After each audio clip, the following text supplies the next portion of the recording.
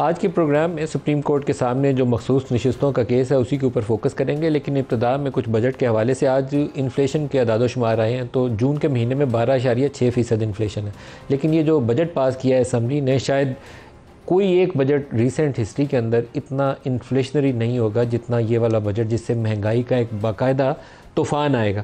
वजह उसकी क्या है कि आपने बहुत सारी बुनियादी ज़रूरत की अशिया के ऊपर टैक्स लगाए हैं, और दूसरी तरफ जो सैलरीड क्लास है, जो सबसे ज़्यादा पाकिस्तान में इनकम टैक्स पेयर्स हैं, वो सैलरीड क्लास से बिलोंग करते हैं। एट सोर्स कट जाता है, उनमें से किसी के पास ऑप्शन नहीं होती। तो उनकी तनख्वाहें सब मुलाजमीन की 1 लाख से लेकर शुरू हो जाएँ। आप वो 10,000 देता था, वो 20,000 देगा, 2 गुना टैक्स देगा। तो साथ उसको कॉस्ट क्या है, तनख्वाह से टैक्स डबल कट गया, आमदन तो उसकी बढ़ी नहीं। और आमदन सरकारी मुलाजमीन की बढ़ेगी, प्राइवेट सेक्टर जो लार्जली एम्प्लॉय करता है वो तो कोई मेहरबानी करेगा अगर बढ़ाएगा या नहीं बढ़ाएगा। होगा क्या उसका कि तनख्वाहों से टैक्स कट गया पहले से 2 गुना, और चीज़ों की कीमत भी पहले से उसको 2 गुना या 3 गुना मिलेगी। दूध खरीदेगा तो अभी एक डब्बे के ऊपर जो आप दूध खरीदेंगे 60-70 रुपये आपको इजाफी देना पड़ेगा, सेल्स टैक्स भी लगेगा और जो रिटेल वाला टैक्स है वो भी आयद हो जाएगा। तो पहली कॉस्ट उसकी दूध से शुरू हो जाएगी जो हर घर की ज़रूरत है, फिर इसी तरीके से ऐड ऑन करते जाएँ और महंगाई की शरह ऊपर जाती जाएगी।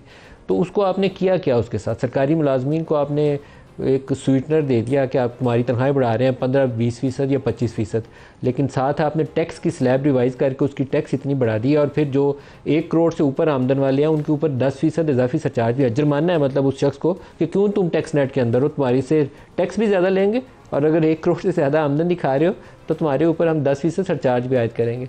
तो भाई जी, आपका ये बजट कौन सी दानिशमंदी के ऊपर मबनी है, मेरी तो समझ में नहीं आया। आम तौर पर बजट के अंदर टैक्स रिफॉर्म्स कहते हैं ब्रॉड बेसिंग करनी है आपने, तो ये ब्रॉड बेसिंग नहीं है, ये खाल उतारनी है उन लोगों की जो ऑलरेडी टैक्स नेट के अंदर है। इसीलिए पाकिस्तान में लोग 25-30 हज़ार का टैक्स बचाने की खातिर 1 लाख रुपया रिश्वत दे के ख़ुद को टैक्स नेट से बाहर रखते हैं। तो ये फाइनेंस मिनिस्टर साहब की ये जो सोच के अंदर बुनियादी खामी और ख़राबी नज़र आई है मुझे, वो ये है कि जो टैक्स नेट में है उसको तो स्क्वीज़ कर लो अच्छे से, ये तो कहीं जा नहीं रहा, इसके ऊपर टैक्स स्लैब भी रिवाइज़ कर दो और जो टोटल आमदन है उसके ऊपर इसके ऊपर 10% सरचार्ज भी लगा दो। तो कुछ सोच समझ के तरीकाकार अपनाया जाता है कि वो लोग जो टैक्स नेट से बाहर हैं उनको क्या तरीकाकार अपनाया जाए कि वो टैक्स नेट के अंदर आ जाएँ, वो सेक्टर्स जो टैक्स नेट से बाहर हैं। सिगरेट है, पाकिस्तान में सारा सिगरेट जो है वो स्मगलिंग होती है, उसकी बेपनाह स्मगलिंग होती है, वो टैक्स अवेड करते हैं सिगरेट वाले।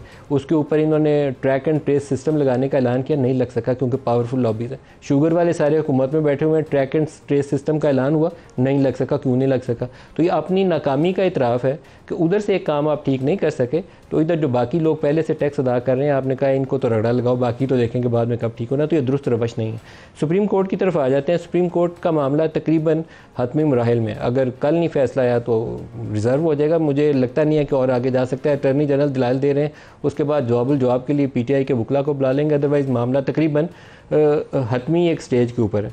जो जजेस के अभी तक सवालात सामने आए हैं तो 2 बुनियादी नुक्ते हैं जिसका चीफ़ जस्टिस ऑफ पाकिस्तान जितनी दफ़ा भी वो मुदाखलत करते हैं, मुझे लगता है कि इस बेंच के पास उसका क्लियर कट या इलेक्शन कमीशन के पास क्लियर कट आंसर नहीं है।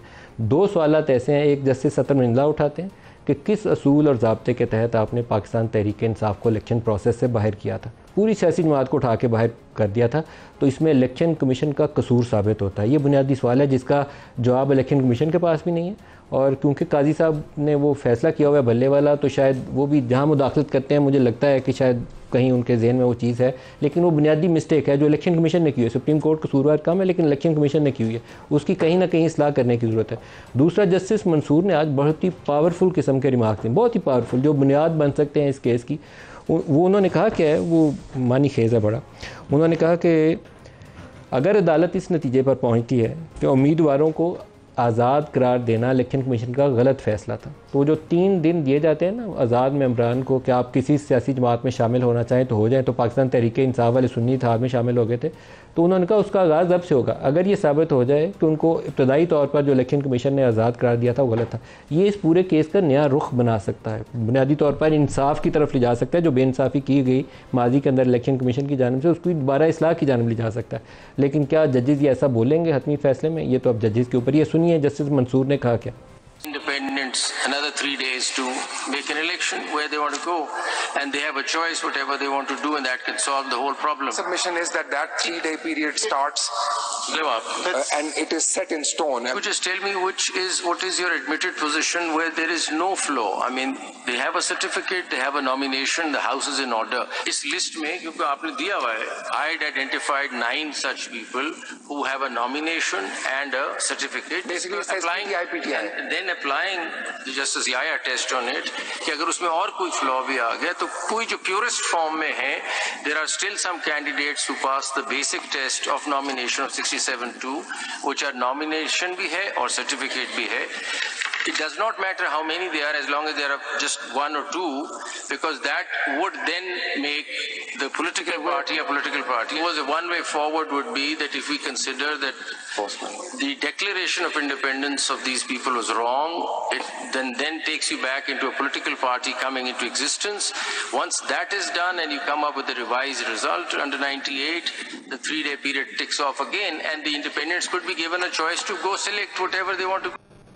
ये बुनियाद बनेगा इस केस की, क्योंकि जस्टिस मंसूर ने पूरी वजाहत कर दी है. उन्होंने कहा कि कुछ ऐसे अरकान थे पीटीआई के जिन्होंने पार्टी टिकट भी जमा करवाया हुआ था जब उनको इंडिपेंडेंट डिक्लेयर किया, क्योंकि रॉन्गफुली एक पार्टी को डी लिस्ट कर दिया गया. ये डी लिस्टिंग क्या है? जस्टिस अतर ननिल्ला अपने रिमार्क्स में कहते हैं कि एक रजिस्टर्ड पार्टी थी, उन्होंने वर्ड इनलिस्टिंग का यूज़ किया कि एक इनलिस्टेड पार्टी थी और आपने उसको डीलिस्ट कर दिया. तो बुनियादी तौर पर पूरी सियासी जमात को ही आपने गलत पूरे प्रोसेस से निकाला. तो बुनियाद तो गलत हो गई थी, आगे जाके सारे फैसले उनको आज़ाद करार देने के वो भी गलत हो गए.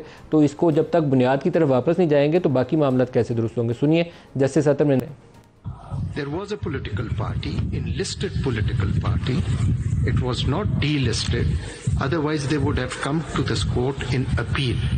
But the Election Commission did not fulfill its obligation and treated them as if they were a disqualified enlisted party. Now here you see आपका पूरा premise जो है वो खराब हो जाता है. Article 51 जो है और D, इसका सारा premise या basis is existence of a political party. The Election Commission, on the basis of misinterpretation of some judgment, eliminates a political party. That is a question that needs to be addressed. इसके आगे चले जाएं तो justice Mandokhel और justice Mansoor और chief justice, इनके दरमियान में कौन हकदार है, इसके ऊपर एक आर्गूमेंट होता है जिसमें चीफ जस्टिस की पोजीशन है कि कौन हकदार है. इसकी बजाय ये कहना चाहिए कि कॉन्स्टिट्यूशन क्या कहता है, लेकिन दोनों जजेस अपनी बात के ऊपर कायम रहे. सुनिए क्या कहते हैं. अगर इसकी कैलकुलेशन गलत हो जाए तो एक पार्टी जिसके पास 10 वोट होने चाहिए 15 चले जाएंगे, उससे बहुत फर्क पड़ सकता है. तो हम ये कह रहे हैं जिसका जो हक है उसको वो मिलना चाहिए. हम हक को फर्क समझ रहे हैं. ये लफ्ज़ मुझे बता दें हक क्या मतलब है. हमें आईन देखना है. ये जब आपने जब हक कर दिया इसका मतलब आपने आधा फैसला कर लिया. लेकिन आप ये भी हमें बताएंगे गलती कहाँ से किसने की है. The blank one is a clear-cut indication that he is an independent. So I certificate नहीं होगा तो इंडिपेंडेंट होगा. Exactly. So that was my answer. My lord and I are on the same page, sir. ये page आप जरा फाड़ दें, हम एक पेज पे नहीं होना चाहते. मैं आपकी इजाज़त से एक छोटा सा बीपर कर लूँ. जुल्फी बुखारी पीटीआई से हमें ज्वाइन कर रहे हैं. जुल्फी, बहुत शुक्रिया आप हमारे साथ शामिल हो रहे हैं. आपने कुछ डिटेल्स ह्यूमन राइट्स ग्रुप के एक जो वर्किंग ग्रुप है उसका आर्बिट्रेरी डिटेंशन के हवाले से वो मेरे साथ शेयर किए हैं. बताइए उसकी तफसील क्या है. उसकी तफसील मलिक साहब ये है कि ये यूनाइटेड नेशंस का एक ग्रुप है जो लॉयर्स और जजेस से बना हुआ होता है. ये साल में 3 दफ़ा सिर्फ बैठते हैं और इसमें बड़े बड़े नाम इस वक्त मौजूदा मलेशिया का प्राइम मिनिस्टर अनवर इब्राहिम, मालदीव्स के प्रेसिडेंट, जब भी ये जेल में गया उनका पहला स्टेप ये होता है कि यूएन से ये फैसला लें कि वो क्या कानूनी तरीके से या गैर कानूनी तरीके से जेल में डाले गए. अल्हम्दुलिल्लाह ये केस अभी 6-8 महीने से हम लड़ रहे थे यूएन के साथ. ने पाकिस्तान को भी लिखा, पाकिस्तान ने अपना जवाब दिया नहीं चाहिए, मुझे नहीं पता. लेकिन फिर इनने कंक्लूड ये किया है कि इमरान खान को गैर कानूनी तरीके से मुकम्मल तौर पे जेल पे ऐसे डाला है, तो कम्प्लीटली इलीगल और गैर कानूनी था. उन्हें कंक्लूड ये किया कि इमरान खान को कॉम्पनसेशन दी जाए अपने इस गैर कानूनी तरीके से जेल में डालने के लिए. उन्हें ये भी कंक्लूड किया कि इमरान खान को जेल में इसलिए डाला गया था कि उनको पॉलिटिकल इलेक्शन से हटाया जाए. उनने ये भी आगे लिखा कि जिन जिन लोगों ने ये किया है गवर्नमेंट ने उनको अकाउंटेबल इस चीज के लिए बनाना है और इन्वेस्टिगेशन करनी है कि किन किन लोगों ने किया और उनको अकाउंटेबल बनाए. तो इसका फायदा आपको ये आता है कि बार बार जब अगर एक व्हाइट हाउस के स्पोक्स पर्सन से या किसी और मुल्क के स्पोक्स पर्सन से या प्रेसिडेंट या प्राइम मिनिस्टर से पूछा जाए तो हमेशा एक इजी आंसर होता है दूसरे ममालिक के लिए कहने के लिए कि जी ये एक पाकिस्तान का इंटरनल मैटर है, लेकिन क्योंकि एक यूएन की जजमेंट इस पे अब आ गई है तो अब ये इंटरनल मैटर नहीं रहा। अच्छा, ये ह्यूमन राइट्स काउंसिल जो यूनाइटेड नेशंस की है, ये इंपॉर्टेंट स्टोरी बन जाती है। ह्यूमन राइट्स काउंसिल जो यूनाइटेड नेशंस की है उसका एक ये सब ग्रुप है और आर्बिट्रेरी डिटेंशंस, जिसकी ये फैसला है कि इमरान खान को रिहा किया जाए। जी, अब उन्हें पाकिस्तान हुकूमत को बोला है कि इमरान खान को इमीडिएटली रिहा किया जाए और कॉम्पनसेशन दी जाए, मतलब है कि उनको क्यों इतनी देर जेल में रखा गया था।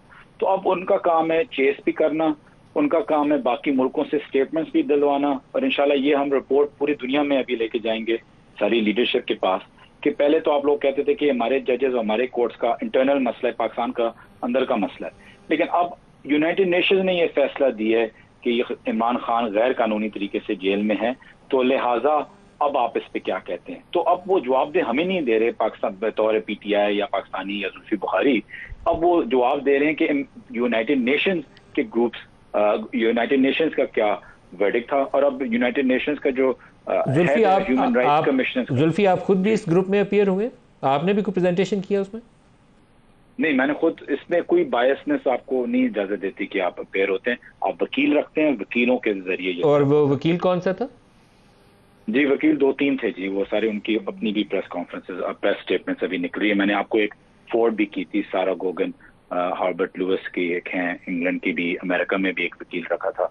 तो और इसके लिए क्या कोई लॉबियस्ट फर्म हायर करनी पड़ती है? आप कैसे अप्रोच करते हैं, थोड़ी सी वजाहत भी कर दें। नहीं, लॉबियस्ट फर्म नहीं, हम फैसला किया था कि हम यूएन पे जाएंगे और फिर लॉयर्स एंगेज किए और वकीलों के थ्रू सारा हुआ, इसमें कोई लॉबियस्ट इन्वॉल्व नहीं होता। आप साथ रुकिएगा एक मिनट, मेरे साथ पलविशा भी हैं और रांझा साहब भी हैं, तो उनसे भी सुन लें ताकि आपको जवाब देने में आसानी रहे। पलविशा, देखिए, जो मैंने देखी है इनकी पहली बात तो ये है ये किसी पेगासस स्ट्रेटजीज नाम की कंपनी जो शायद पॉलिटिकल काउंसलिंग करती है, उस ज़ाहिर है पैसे लेके काम करती है कि उसके थ्रू ये गए हैं।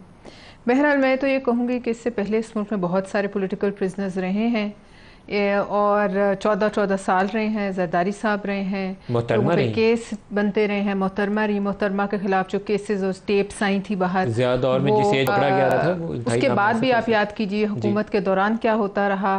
फिर इस मुल्क में सियासी मुखालफिन को मारा गया, निकाला गया, मुल्क बदर किया गया, उनसे नई सियासी पार्टीज़, उनको फोर्स किया गया कि वो दूसरी सियासी पार्टीज़ और उस पर सिंबल्स पे इलेक्शन लड़ें। मगर हमने अपनी जंगें मुल्क के अंदर ही लड़ी हैं और मुल्क के बाहर से कुमक मंगवाना और पाकिस्तान को कटहरे में खड़ा करना ये मेरे ख्याल में मुनासिब नहीं है और हमारा शेवा तो नहीं रहा। वरना पॉलिटिकल काउंसलिंग के लिए फर्म्स हायर करना जो है ये